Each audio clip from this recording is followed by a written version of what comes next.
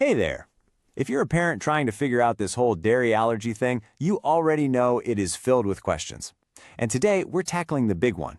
How on earth do you make sure your child gets enough calcium for strong, healthy bones when there's no dairy on the table? Well, let's get you a clear plan. So your child gets the diagnosis, and pretty quickly, this thought pops into your head. What about their bones? That little bit of panic is totally normal. But the good news? With the right game plan, this is a challenge you can absolutely meet head-on. You're in the right place. Okay, first things first, let's really get on the same page about what this diagnosis actually means. I want you to stop thinking of it as a long list of things your kid can't have and start seeing it as the first step in building a new, safe, and super nutritious way of eating. Now, here's a really key distinction. This isn't just an intolerance. A true milk allergy is the immune system overreacting to milk proteins. And what that means, according to all the experts, is that the only way to manage it is with strict avoidance. There's really no gray area, which, in a weird way, actually makes our job clear. The goal is zero milk products. All right, so we know what to avoid. The next question is, what are we trying to achieve?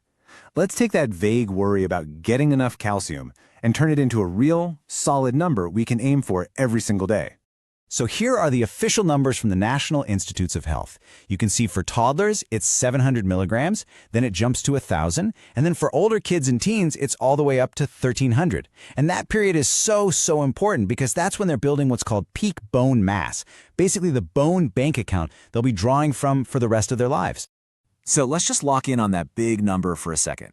1,300 milligrams. That's the daily mission for kids from 9 to 18. Now, I know, it looks like a lot, but stick with me. I'm about to show you exactly how we're going to hit that target, no dairy required. And this, my friends, is where it gets fun. We get to explore all the amazing, delicious, calcium-packed foods that have absolutely nothing to do with the dairy aisle. This isn't about what's being taken away. It's about all the new things we get to discover. Let's build a whole new grocery list.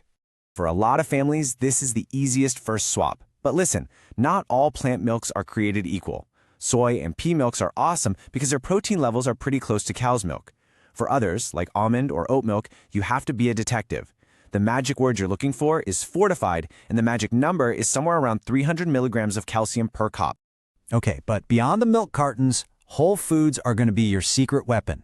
Get this, a half cup of the right kind of tofu, that's calcium-set tofu, can have more calcium than a glass of milk. It's amazing. And simple things like tossing a couple of tablespoons of chia seeds into a smoothie or adding bok choy to a stir-fry, they all add up in a really big way. Now, to buy all these great new foods with confidence, you have to learn a new skill. And honestly, becoming a dairy detective and learning how to read labels is probably the most important thing you can do to keep your child safe and healthy. Your process is super simple. It's just 3 steps. First, your eyes should immediately go to the bottom for the contains milk statement. It's required by law. It's your fastest check. Second, you gotta learn the aliases. Words like casein or whey are just milk in disguise. And third, you need to have a chat with your doctor about how to handle those tricky may contain warnings. And while we're on labels, this is so important. Dairy-free and non-dairy do not mean the same thing. It is wild, but a product that's labeled non-dairy, think about those coffee creamers, can legally have milk proteins in it. So for a true allergy, the words you are always looking for are dairy-free. That's your safe bet. Okay, we've got the knowledge, we've gone to the grocery store, now let's bring it into the kitchen. How do we turn all these ingredients into actual meals that your kid will actually eat and enjoy? Let's start with breakfast. It's the perfect opportunity to get a big head start on your child's calcium for the day. You can really front-load it and set them up for success. Here are a couple of super easy wins. Instead of cooking oatmeal in water, just use that fortified plant milk you bought. Boom, instant calcium boost. Or make a smoothie your secret weapon. You can blend in some fortified orange juice, a handful of spinach, those chia seeds we talked about, and I promise it still just tastes like a delicious treat. Lunch does not have to be a big production. The real key here is finding easy, direct swaps for the usual dairy stuff like cheese or creamy salad dressings. So instead of a cheese sandwich, how about a hummus wrap? Hummus is great because it's made from chickpeas and tahini, and they both have calcium. Pair that with some veggie sticks for dipping, like broccoli, and a side of fortified crackers, and you've got a balanced, safe, and really simple lunch. And for dinner, it's all about reimagining your family's favorite meals. You do not have to become a short-order cook making 2 different dinners. You just need to make a few smart tweaks that everyone at the table can enjoy. A stir-fry using that calcium-set tofu and bok choy? That's a total calcium powerhouse. Or maybe it's Taco Tuesday. Just swap out the shredded cheese for some creamy avocado. It gives you that same rich, satisfying feeling. So good. Now hang on, because there is one more critical piece to this whole puzzle. Think of it like this. Calcium is the key, but vitamin D is what actually unlocks the door to let that calcium into the bones. They absolutely have to work as a team.